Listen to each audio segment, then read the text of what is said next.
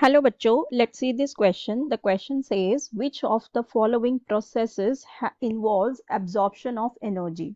So यहाँ पे हमारे पास चार ऑप्शंस में हमारे पास दिए हुए हैं. हमें इसमें इसे ये बताना है कि इनमें से कौन सा प्रोसेस वो होगा जिसके अंदर एनर्जी क्या हो रही है, अब्जॉर्ब हो रही है. ठीक. सो जो हमारा फर्स्ट वाला ऑप्शन दिया है, फर्स्ट में हमें ये दिया है कि सल्फर जो कि गैस है, एक न्यूट्रल हमारा मेटल एटम है. ठीक है, ये सॉरी नॉन मेटल एटम है, न्यूट्रल नॉन मेटल एटम है. ये एक इलेक्ट्रॉन को गेन कर रहा है और बना रहा है एस माइनस. ठीक है, तो मतलब यहाँ पे क्या हो रहा है, एक न्यूट्रल एटम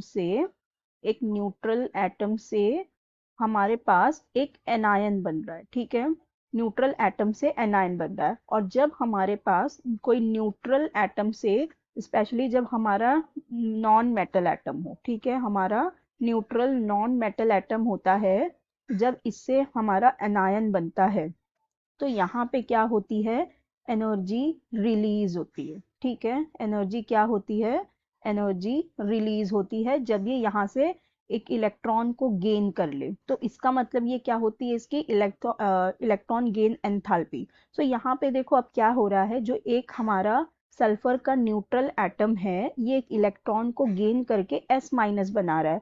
तो अगर यहाँ पे हम इसकी इलेक्ट्रॉन गेन एंथैल्पी देखेंगे, इलेक्ट्रॉन गेन एंथैल्पी तो ये फर्स्ट ही होगी, क्योंकि यहाँ पे एक इलेक्ट्रॉन अभी ये ले रहा है. सो यहाँ पे ये क्या होगी, इसकी वैल्यू हमें नेगेटिव में मिलेगी. इसका मतलब यहाँ पे क्या हो रही है, एनर्जी रिलीज हो रही है. ठीक है, अब देखो जो हमारे पास बी में दिया हुआ है, बी में हमारे पास है एस माइनस. अब यहाँ पे हमारे पास एक एनायन है. ठीक है, ऑलरेडी उसने एक इलेक्ट्रॉन ले लिया है.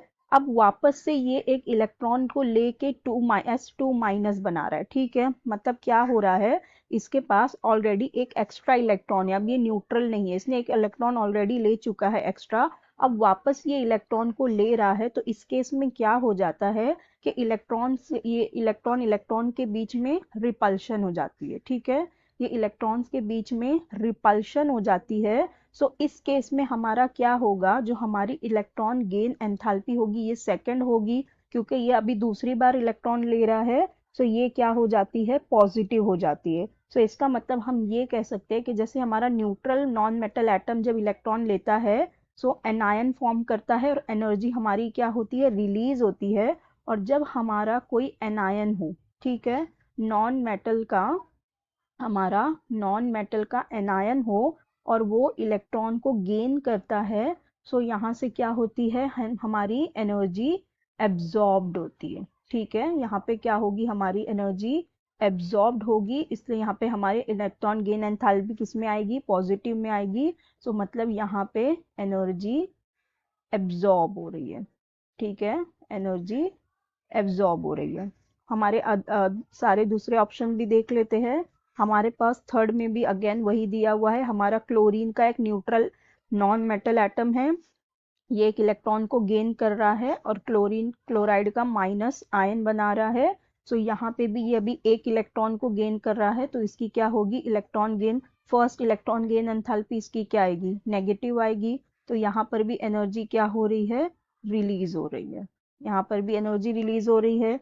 फिर डी में हमें तो दिया है नन ऑफ दिस. सो हमारा करेक्ट ऑप्शन कौन सा हो जाएगा, यहाँ हमें पूछा था which of the following process involve absorption of energy. तो एब्जॉर्प्शन हमारी कहाँ हो रही है, सेकंड वाले रिएक्शन में, क्योंकि यहाँ पे सेकंड गेन एंथैल्पी गेन हो रही है, तो इन इलेक्ट्रॉन के बीच में रिपल्शन हो रहा है, जिसकी वजह से हमारा इलेक्ट्रॉन गेन एंथैल्पी पॉजिटिव आएगा और यहाँ पे एनर्जी एब्जॉर्ब होगी. सो हमारा करेक्ट ऑप्शन हो जाएगा option B. So I hope you understood it well. Best of luck. Thank you.